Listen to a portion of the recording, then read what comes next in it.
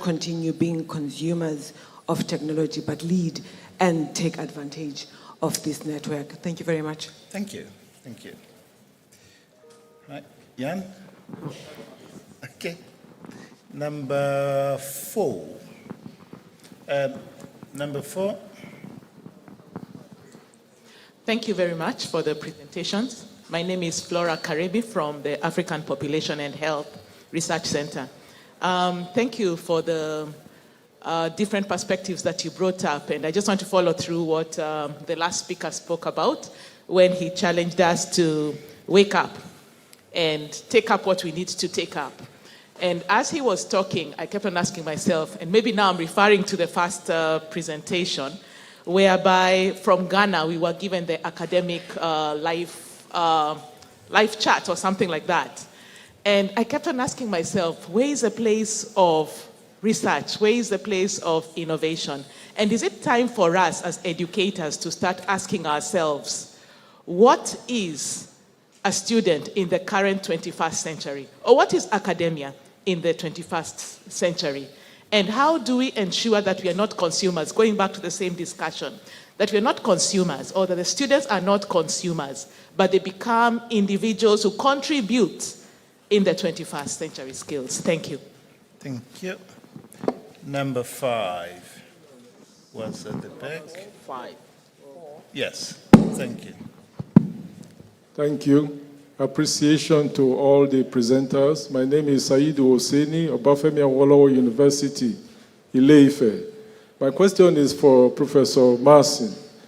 I just want to know about the feedback from the Norwegian university system in terms of redefinition or identity or strengthening.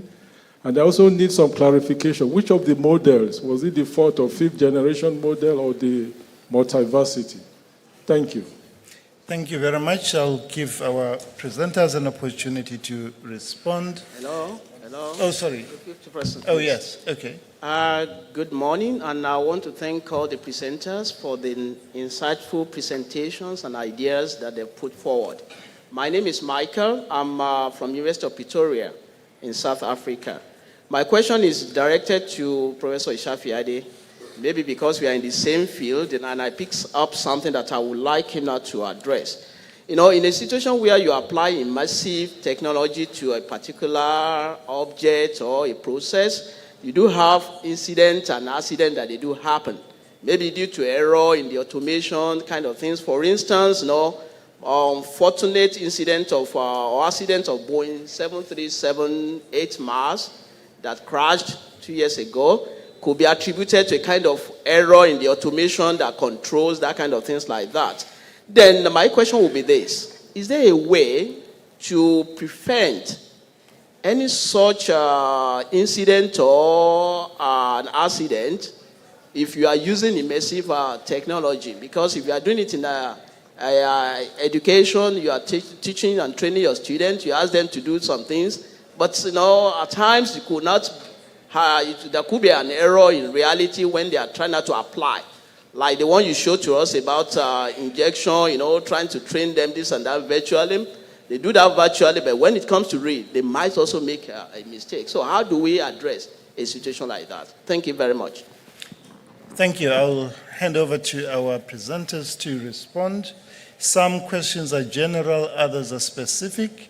So we'll start with you, Peter, if you have a comment particularly relating to the Norwegian system.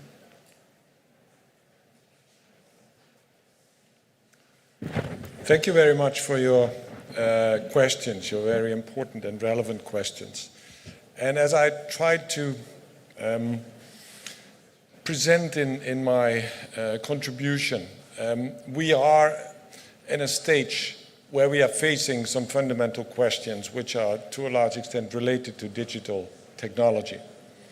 When it comes to managing change, what kind of change are we looking at? We can look at the microprocesses in our universities and the resistance against change and the resistance, for example, against introducing digital technology.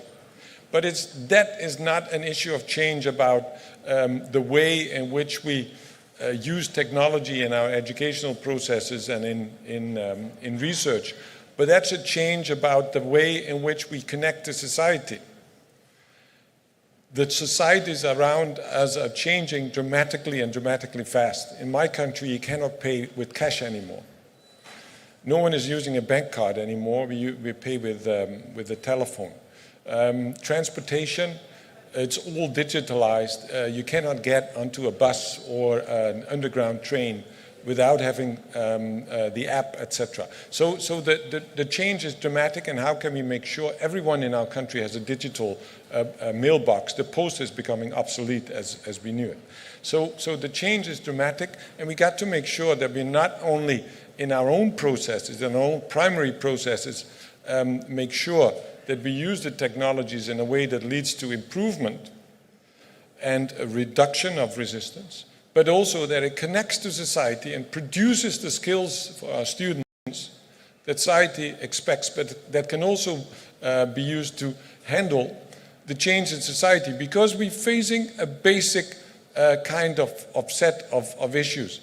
Are we seeing a development where we allow also the way in which we use digital technologies, we allow a humanizing of the use of digital technologies in a way that is beneficial for all of us, or are we allowing that digital technologies are being developed to control our behavior? And part of the way in which we manage change in our universities will also relate to the way in which, in the wider context, we contribute to answering this question and hopefully going in the first direction, not in the second. When it comes to the question about the models, an important question. As universities, we're facing the question about our identity, and it's not simple fourth or fifth generation and we're moving in that direction, but it's the way in which this incredibly rapid development in digital technologies and the explosion of intelligences is forcing us to rethink the way in which we handle knowledge, which is our main mandate, and the way in which that handling of knowledge is related to changes in society. I mean, the most important transfer of knowledge from universities to societies is the transfer that's going on two legs. That's our students. And we have to make sure that our students understand our identity and are willing to come to us also in the coming decades, given these changes that have taken place. So I would say we have to rethink, for example, doctoral education. How we link doctoral education to changing realities. The speed of technological development, natural sciences, engineering is very different from the medical science. My daughter is doing a PhD and she's contributing to research on ALS, the horrible disease. She's part of a team of 1,400 PhD students that are spread over various universities and are linked around the world. There you cannot expect an answer tomorrow or next week or the next month. But if you're working as an ICT PhD student, you are trying to answer today's challenge and question, but if your answer comes in 4 years from now, it's 4 years too late. So we got to rethink the way, and that's linking to managing change and linking to identity, and how we're going to adapt our primary processes. All the presentations were very insightful and very important, but in essence, all of them showed that the information and communication technologies that we are using are improving and at least intending to improve the way in which our traditional technologies of transferring knowledge and producing knowledge are taking place. The primary processes haven't changed. So what can we expect? And I would be very interested also hearing from the other presenters, what can we expect when it comes to changing these primary processes, interacting with civil society, with the private sector, with stakeholders outside, interacting in our handling of knowledge instead of being separated. That's where identity change is lying, creating these basic partnerships, because only through these partnerships we can contribute to society moving in the direction of humanizing digital technologies instead of trying to control us through them. Thank you. Thanks, Peter.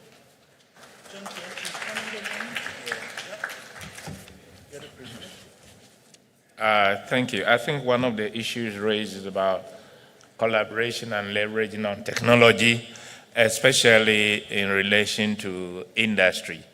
As I said in the course of it, most of these technologies are not invented from the universities. Interestingly, the industry comes out with something, and then the universities now have to go and learn it, or maybe perfect it. So there's a need for collaboration. But one of the issues is that, one, in our context, most of these technologies are not developed here. In some countries, they engage these institutions directly and collaborate with them. And sometimes they even get sponsorship for them to build special laboratories. So whilst those industries, companies are trying their technologies with the researchers alongside finding out and perfecting the solution, it's a win-win situation. In our parts of the world, sometimes you approach some of these institutions and the first thinking is that you want to steal their innovation. So you try to explain things to them, and they don't want to open up for anybody to know what they are doing because they see this as their trade secret. I must, however, say that there are a few institutions that are ready to build innovating hubs and then collaborate.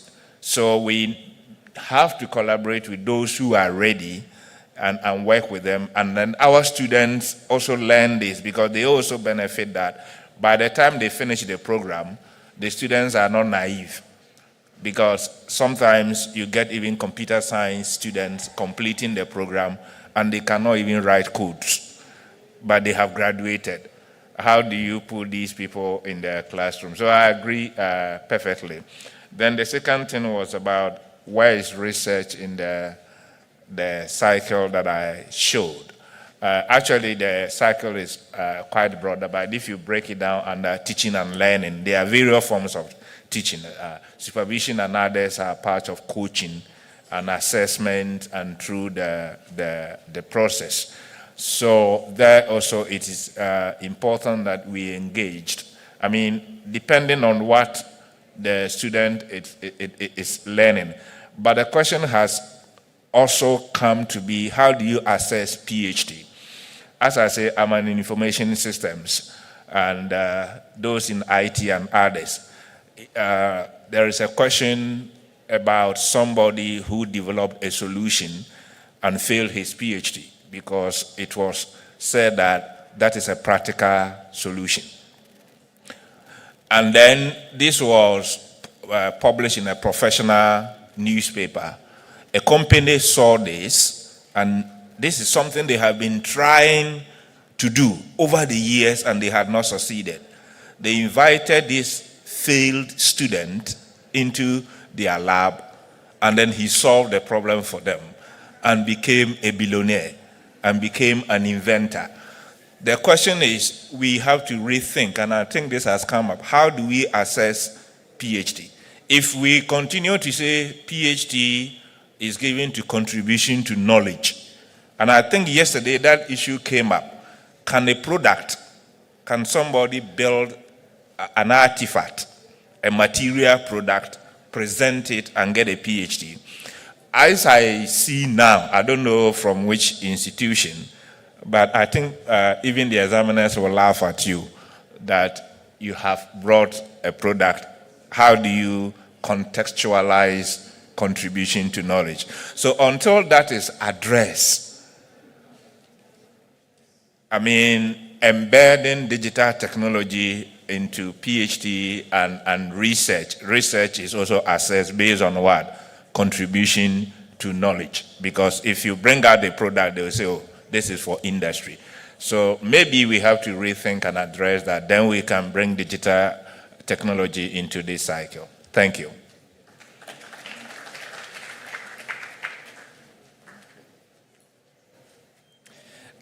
Thank you. I'll keep my remarks brief. I really wanted to address the question of the student of the future? I think it's an excellent question, and it doesn't come up nearly enough. I think in pedagogical circles, our goal, or at least we say it is, to actively involve students in their own learning, which is fine, but a lot of times that's just limited to getting them to talk in class, or getting them to write, or getting them to solve a problem set, or work in a lab. I think we need to go beyond that. I think we need to consult students and actively work with them on what they need in terms of how to maximize their learning, how to use technology, so that we can build new platforms that enhance their learning. And I think that's kind of where the tech teams come in handy as well. At Iowa, we do a lot of this on our own. We have kind of a do-it-yourself culture which brings in different forms of governance. It brings in different parties, different stakeholders, so that we can build new systems and new ways of thinking together. So I think, involving the students on a consultative basis, I think is an innovative way to redefine what transnational education is going to look like in the future.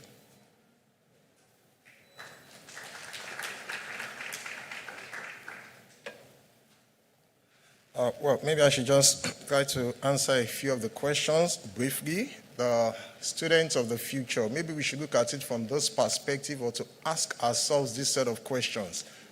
The students of the future, we should say the students we have now, many of them know how to find their way around on a smartphone, on a computer, on all those technologies, right? But not all of them are able to answer fundamental questions in science and engineering when asked in exams and tests. So the question is, why is that so?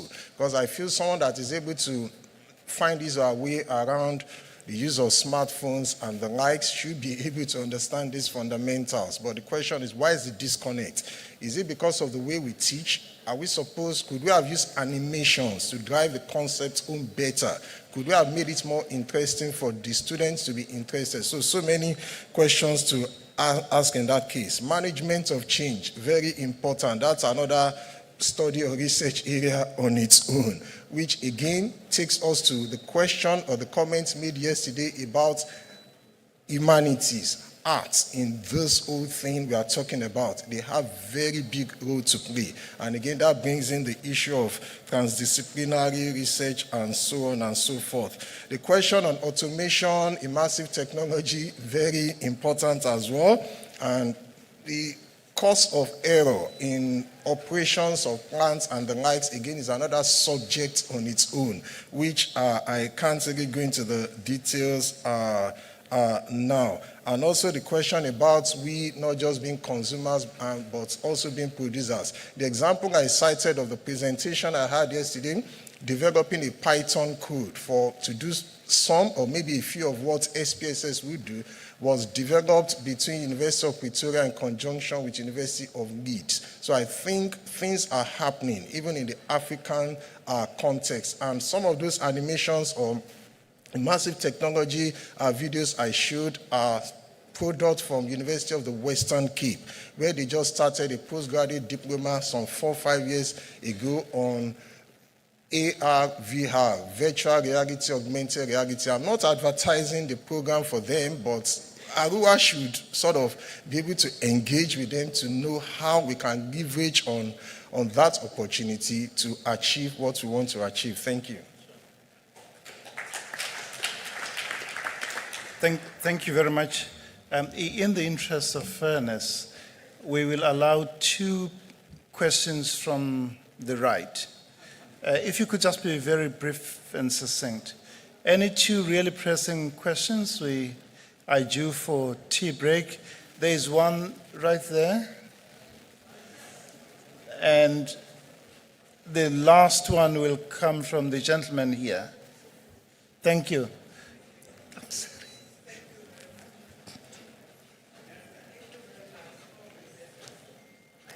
A slight contribution in terms of rethinking, especially as we move into the university of the future, and the transformation in the digital era in the context of African universities.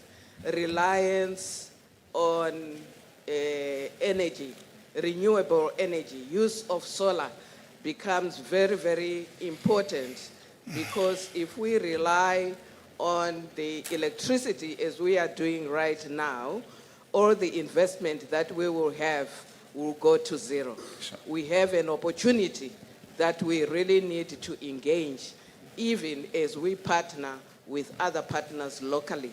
Because many a time, power outages in universities, from my own country, Zimbabwe, South Africa, the experience is that this is an area, if we need to move forward to the university of the future, we might need to re-engage and move towards the renewable energy. Thank Great. you very much. Thank you. Last question right here.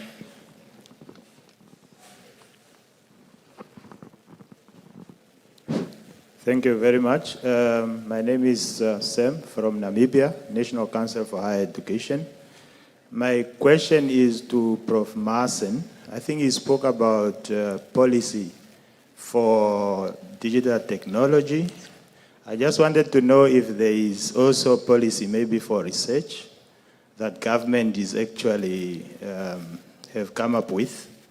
And how does the government or the ministry actually ensure compliance and accountability? And if there is any actually punitive measures that they do concerning that, should the universities are not doing it? Thank you. Thank you. All right, Peter, do you want to comment? Yes, thank you for your question. I will be brief to make sure that you get your coffee and tea in time. The first issue is extremely important. Renewable energy. It's an example of where we have to look at what I called organizational identity. So how do we develop these partnerships which are focused on this transformation of one of the general purpose technologies, electricity. It's not that the use of electricity is fixed and it's finalized. We have to look at efficiency, renewable energy, and universities are central actors in it, but they cannot do it alone. They have to do it with their surrounding environments. I was referring to the concept of smart cities, which is of relevance in any larger urban area. You can imagine, and I'm sure lots of it is happening already, that the University of Lagos is playing a key role in addressing transformation around transportation, use of energy, waste and recycling, etc., within its immediate environment, as for example the University of Eindhoven is doing in the Netherlands, linking to Brainport Eindhoven, focusing on renewable energy, etc. So that's an important issue. The other is about policy. What does policy mean? What does government policy mean? What does it refer to in our age of transformation, of digital transformation? It doesn't mean that the governments are presenting the realities and the prescriptions and the demands that we have to follow. Governments do not have the answers. I'm sorry for that, but they don't. They look at us with questions and they ask, what is it that is important when we discover transformation? Because also in a country like Norway, the government is using the term transformation. It applies to the whole world. So our answers to these questions are important. So it's not a matter of policy prescriptions and we follow. It's the country. Part of the answers to the questions about the digital transformation have to come from us. And again, I want to mention this issue of humanizing the use of technology or allowing technology to control humanity and the behavior of humanity also within universities. Thank you. Thank you very much, Peter.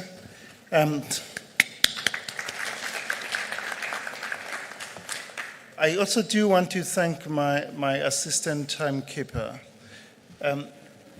As I was sitting there, I wondered if someone could develop a technology that will help the chair of the session communicate with the speaker at the podium, press a button to say you can start, and another one flashing quite visibly to say you are left with 5 minutes, and the last button will say time up, so that my timekeeper would not have to go up and down. So there is a challenge. So thank you very much. The importance of technological development is important. One central question that we all have to ask: what percentage of our GDP do our countries spend on research and development? Most of them, it's less than 1%. And so that is where we really need to spend some time on. The speakers commended this university of choice and the nation's pride for the food. I just wish to add the incredible hospitality.